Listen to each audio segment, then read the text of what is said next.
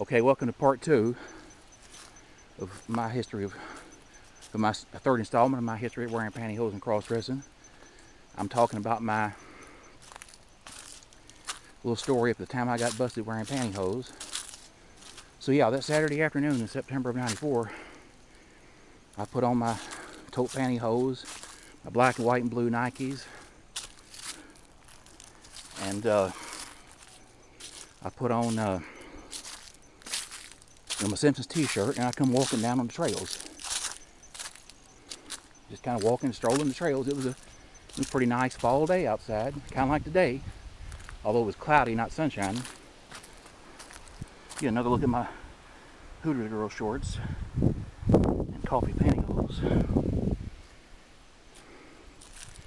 Yeah, I came down on the trail walking in my taupe pantyhose and blue shorts and Simpsons shirt and all that. Black and white Nikes and blue. And I was walking down the trail, and there were these kids, see, that lived nearby. And you know, I wasn't trying to get their attention or anything, but one of the boys, there was a boy and a girl that lived pretty much on the same lot I do now, except their trailer was just down a little bit from where mine currently stands. And there was a boy who lived across the street from my parents' home. Well, that Saturday afternoon, as I'm walking that trail, all of a sudden I hear voices behind me coming up the trail. You know, I was just kind of strolling along, but these voices are coming up the trail, and I can tell it's those kids. And I'm wearing shorts and pantyhose. You know, it was a weekend. They were out of school.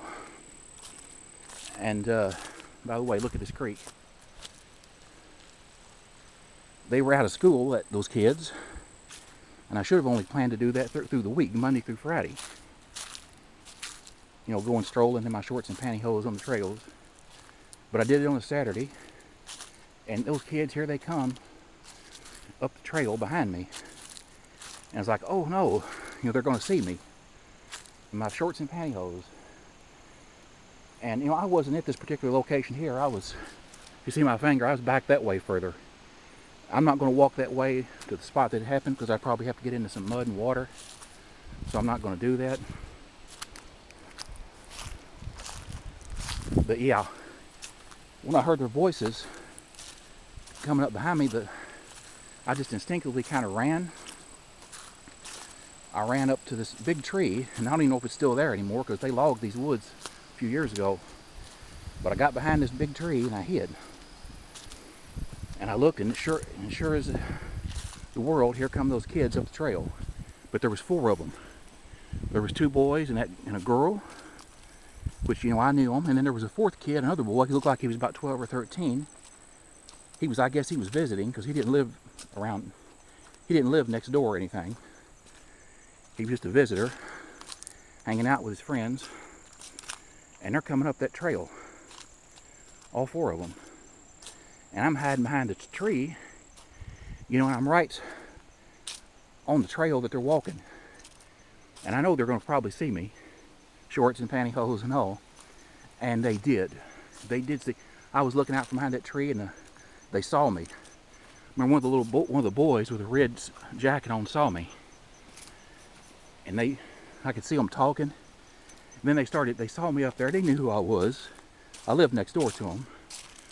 They knew I was Tracy Marshall. Well, they started calling me names, which was not uncommon. They teased me a lot, even before they knew I wore pantyhose. You know, it was very common for them to tease me. And they're just kids. I didn't care. I wasn't scared of them or anything. I just ignored it. But they started calling me names, and they started throwing things at me. And all the time they were doing this, they were throwing things at that tree, but I was behind the tree. All the time they were doing this, they were getting closer and closer. And finally they got right up by the tree, where they could see me behind the tree. I mean, just looking right at me, you know, point blank. And the little girl saw I had pantyhose on with those shorts. I mean, she knew what pantyhose were. And she said out loud in front of those boys, she said, "Ah, pantyhose." And then she paused for a second and then started laughing and she said, "Pantyhose." It was kind of cute, to be honest.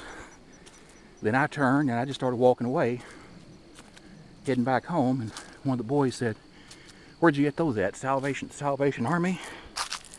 I was like, I don't remember what I said.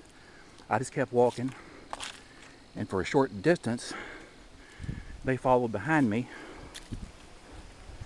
and they were throwing things at me. And calling me names, and I don't think they actually hit me with anything, but they were just throwing things at me. And after a while, they stopped following, and I went on up the trail and went in the house. And I remember that night it was pouring rain. And I remember sitting in the house thinking, since those kids saw me wearing pantyhose, my pantyhose with shorts today, I wonder if they're going to tell their parents, and I wonder if it'll get back to me. But it never did.